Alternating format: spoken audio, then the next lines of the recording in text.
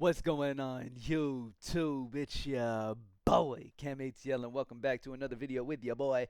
Drop a like down below because I already know you're gonna love it. Subscribe to the channel if you haven't already. Comment anything in the comment section to enter your name into the $50 giveaway I do every single week on this channel. The tools I'll be using in this video, obviously, are propsmadeeasy.com. Only $20 a month for amazing tools that show you where you're getting the edge on these DFS books like Prizepicks, Underdog, Better, and all that. And also, we'll show you the EV spots when it comes to regular books. As you guys know, if you have a smaller bankroll and you are using, um, and you're just playing on DFS books, the best way at immediate, consistent success to then build your bankroll, because I don't recommend you try the EV route doing straight bets if you only have like $20 in your bankroll. You feel what I'm saying? I recommend that you start off with that low bankroll and you use the consistent strategy we have created, which is taking a high edge percent play and pairing it with a goblin, the best goblin discount off of Props Made Easy as well. That way you have a very high probability slip that you've created. And those type of slips, those two-man slips where you're doing that, you're getting a solid double-up slip where the chances of hitting are much higher than if you play regular picks. And again, this is for low bankroll people who want more consistency and want to actually grow that bankroll up. Once you get your bankroll up to a solid level, then you can start taking shots on straight bets on outside books and stuff like that. But for new bettors, the best thing to do is just to work on safety, especially if you're only on DFS books.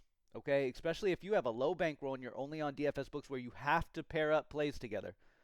Okay, then pairing a top edge with a goblin is going to be your best hit rate. Okay, we have found that out by running simulations of slip types and doing it with a low bankroll, and that is the best solution for success at building the bankroll in the very beginning stages. Now, if you once you're ready and you've got a solid bankroll and you're ready to take it to the next level, the absolute best most rewarding long-term strategy is six-man flexes on Prizepicks. Okay, six-man flexes. All right, not power plays. Power plays are parlays. Those are going to be not profitable no matter what you do. Sure, you'll win from time to time, but it'll never be enough to make you up in the end. Okay, so parlays, fade them completely. Now, once you get your bankroll up, you need to be getting on regular books that you have access to in your state where you can straight bet picks. For example, last night, so over the last few weeks, absolute, I haven't had a single losing day over the last few weeks in DFS. Okay, when it comes to my DFS slips, I haven't had a single losing day. And then last night, finally had my first losing day. I hit but like one slip yesterday. Okay, which I don't play a million slips, but I went like 1 in 4 or 1 in 3, something like that when it comes to slips. Okay, so I had my first losing day. Okay, and taking the safe strategy. So remember that no matter what strategy you do, you're going to have those losing days. But if you stick to that game plan, okay, especially if you have a low bankroll, you stick to that game plan, you will be able to get out on top. Okay, it's very important that you use bankroll management. I didn't go all in last night, even though I had won like fucking all those days in a row. I didn't go all in. I didn't change the amount I bet. I bet the same exact amount that I do every single day. So that's super important. I think a lot of people sleep on that, by the way. We're going to look over the best plays utilizing Props Made Easy, obviously. We'll check out Line Pulse, which is my company that I am also launching, that is line movement, a line movement company. It'll show you where a line opened on the DFS books opposed to where it is compared to where the Vegas line is, to give you an idea of great plays that way as well. That will be dropping very soon, but going off of line movement, you'll be able to see, okay, I like this play, let me see. And then you check Line Pulse, okay, it's already bumped up 1. It looks like it's not much of value anymore. So that is we'll go over that as well. This video is obviously brought to you by refocusplus.com, the best electrolytes in the industry. Electrolytes plus mental clarity, not just an electrolyte that'll hydrate you, but also relieve your stress, keep you locked in. Refocusplus.com, use code refocus20 at checkout, get 20% off your order. All right, let's get straight into this, y'all. Let me refresh real quick. All right, refreshing the tools so we can get the most accurate look at what we're doing here, and let's go ahead and head right into it. First and foremost, are there any, I know it's early in the morning, no sharp and safe yet. All right, Austin Reeves, under 7.5 assists at a 3.53 edge percent. All right, 2 sharp books are baked into that. The under on Austin Reeves 7.5 assists is popping as a very good edge. You're getting a 3.53 positive edge against Prizepicks with that line at 7.5. Jalen Johnson under 8.5 rebounds at a positive 3 edge. 2 sharp books baked into that one. Good solid spot on the under on Jalen Johnson there. Josh Giddey under 8.5 rebounds at a positive 2.62. Now remember, a lot of times unders are actually going to hit more often than overs. Why? Because everyone bets overs. So like with everyone putting money on the overs, the under tends to be great value in the end because it's been moved too high. You feel what I'm saying? So a lot of unders will be some of the top plays if you haven't noticed that before. Josh Giddey under 8.5 rebounds at a positive 2.62. Jalen Tyson under 8.5 points at a positive 2.43. Nurkic over 13.5 points plus rebounds at a positive 2.29. We got a lot of value, man. We got a lot of solid plays. Michael Porter Jr. over 5.5 rebounds at a 2.25. We've got like 8 plays over a 2 edge. Amazing options on the board. Lonzo Ball under 3.5 rebounds. Fantastic spot at a 2.02 edge. Really love that spot, man. There's a lot of, look at this. Look at all the positive edges here. Prizepicks is slipping today, man. We're able to take full advantage on Prizepicks this morning. Now let's switch over to Line Pulse. Over on Line Pulse, let's take a look at where the biggest gaps are. All right, between where the line has moved, where it is currently, compared to where Vegas is. So if we look at Denny Avdija and Keontae George points combo, they opened at 38.5 on Prizepicks. Their current line is 39. Vegas is at 40.5. Okay, so it's moved up by 0.5. There's still a 1.5 gap on the over. There's overvalue. DFS is lagging behind the Vegas movement. So Vegas is at 40.5. DFS is still only at 39, telling you that the over is going to be the best play. And that's the biggest gap when it comes to NBA right now. Gap between where the current line is compared to Vegas. Donovan Mitchell PRA opened at 36.5, has then jumped up to 38.5, where Vegas is still a full point ahead of this, giving you a 1 gap. DFS is lagging behind Vegas movement again. Onyeka Okongwu, points plus assists, opened at 15.5. 13.5 is the current line, so it dropped down 2. It moved 2 points. Vegas is at 14.5. So what this tells us is DFS dropped too low. Vegas is at 14.5. DFS dropped down to 13.5. Over is a solid play. DFS line overshot downward, so it went too low. All right? So there's a few great options off of Line Pulse utilizing the tools over there.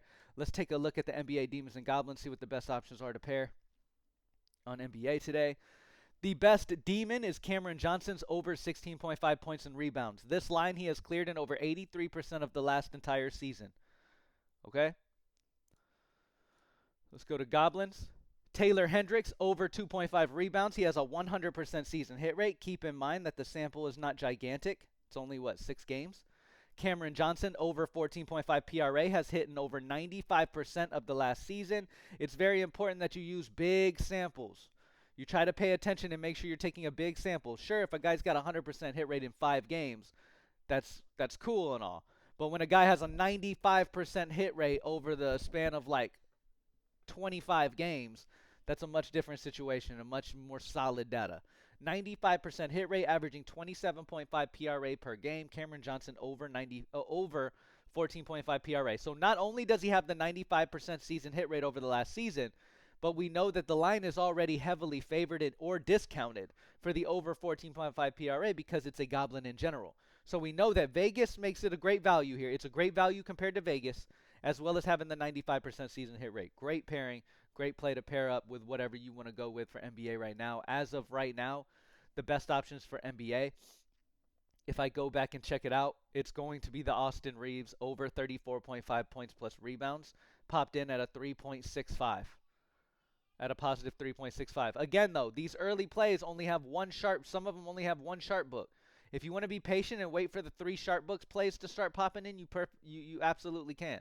Or you can focus more on the 2 sharp books. But nonetheless, the big edge is the main key. You feel what I'm saying? That's what you want to focus on mainly. All right, let's take a look at NFL real quick before we move on to Game Center. All right, for NFL for next week, we have Rashee Rice under 0.5 touchdowns at a 57% chance to hit. 3.29 positive edge on Rashee Rice's under touchdowns of 0.5. David Montgomery over touchdowns is at a positive 2.93 edge. Detroit should have no problem beating Minnesota and being up. Obviously, I would expect a lot of run game in general. David Montgomery should get in the end zone here. Good spot for his over touchdowns. Jamar Chase over touchdowns at a positive 1.8%. Patrick Mahomes over 35.5 passing attempts at a positive 1.78. I would expect that in this great matchup against Buffalo. James Cook under 8.5 longest reception at a positive 1.61. Justin Jefferson under 5.5 receptions at a positive 0.89. So plenty of options there as well. Let's check out Game Center. Over on the Game Center, we've got a few options. We've got the Toronto Raptors as a big underdog here at plus 197 money line. That's popping as solid value. But again, if you have a low bankroll, you don't need to jump into stuff like that. Okay, you need to jump into plays that are like this, plus 120 to minus 120. So the Timberwolves, minus 7.5 point spread at plus 108 on Novig, where it's plus 104 true odds across the sharp books, giving you a positive 2.15. All right, the Kings, plus 4.5 point spread at a 106 on Novig, where it's 103 true odds, giving you a 1.48 positive EV. Again, the target range is over 2% EV when it comes to game bets, straight game bets, and you want to stay between the plus 120 and minus 120 range. The higher you get up to these are longer shots. If you don't have a solid bankroll, this is what I mean by, yes, there is a EV strategy, and then there's a strategy that you need to utilize for a little more consistency early on with a low bankroll. One thing a lot of people don't tell you is, yes, EV betting strategy is the only way to be profitable long term. You have to be taking positive expected value spots.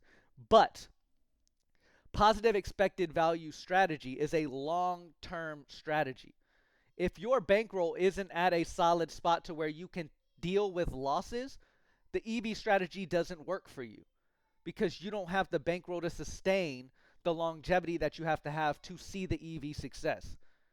Now, that's why I talk about the ways for you to be able to early on have consistent success. That way you can build that bankroll, and then you can adapt that solid plus EV strategy. For a while there, I was pushing nothing but EV, EV nonstop, right? And then I started realizing, I was like, okay, yes, I'm doing the right thing by pushing EV because that is the only way to be successful. But what about the people who have $10 in their Prizepicks account, $20 in their Prizepicks account? Like, I'm leaving them hanging because the EV strategy with $20 is going to be very tough to sustain because losses are going to happen no matter what, right? But doing the EV strategy is more of a long term, and if you have a tiny bankroll, it's not going to sustain losses along that journey. You feel what I'm saying?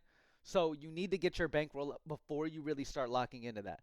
And so before you're getting into straight game bets and stuff, you need to have a solid bankroll to where you're understanding, okay, I'm in the EV game now. I have leveled up from beginner to now I'm in the EV level where I'm playing nothing but EV and I'm using bankroll management, and I understand that I'm going to have losses, but long term is my focus. For anybody looking for immediate success, though, there's other ways about that. And a lot of y'all watching my videos, I have to understand like what my audience is at the time, right? A lot of y'all watching my videos are beginner stages bettors who are at lower bankrolls and just playing DFS books. Like, a lot of y'all just play Prizepicks. So if that's the case and you're only on Prizepicks, if you're just on Prizepicks, you should just be doing consistent strategy until you've upgraded to the level where you can play EV. You feel what I'm saying? So you should be playing top edge percent plays paired with Goblin, doing high probability slips, and just continuously trying to double up. Use your bankroll management because no matter what strategy you use, you'll have down days. You could take two Goblins in the same slip. You could take two tacos in the same slip and miss slips. Like, that's how sports betting is. That's the point of this, okay?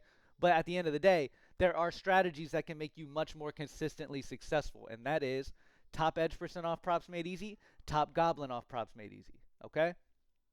All right, and that's about it, y'all. Let's check out NFL touchdowns real quick before I head out. A-Chain, over 0.5 touchdowns is the top favored value at touchdown. This would be the main guy I would put my money on. Minus 129 on Novig, where it's minus 155 consensus across the industry. Good spot on A-Chain getting in the end zone on the 30th, which is tomorrow, Thursday Night Football. All right, so great spot there as well. Let's see, anything popping new on Line Pulse? Nothing too crazy at the moment. Let's select NFL. The biggest gap that we have in general right now is Jared Goff's passing yards. Let me just do Prizepicks. As you can see, these are the books that we will offer, the main DFS books that everybody plays. Let's look at just Prizepicks. Patrick Mahomes, his opening line was at 255.5. The line jumped all the way up to 273.5, which was an 18-yard movement. Okay? you have a -4 gap between where the current line is and where Vegas is at 269.5, meaning that the DFS line shot too high. You can grab the undervalue on Patrick Mahomes passing yards. Okay? The current line is 273, opened at 255, jumped all the way to 273, and Vegas is at 269.5. So they bumped a little bit too high. All right? Let's see what else sticks out. Nothing too much. You guys can utilize the line pulse here in the next few days anyways. Appreciate y'all as always. PropsMadeEasy.com, only $20 a month if you haven't joined yet. You need to. Let's keep eating, baby. I'm out. Peace.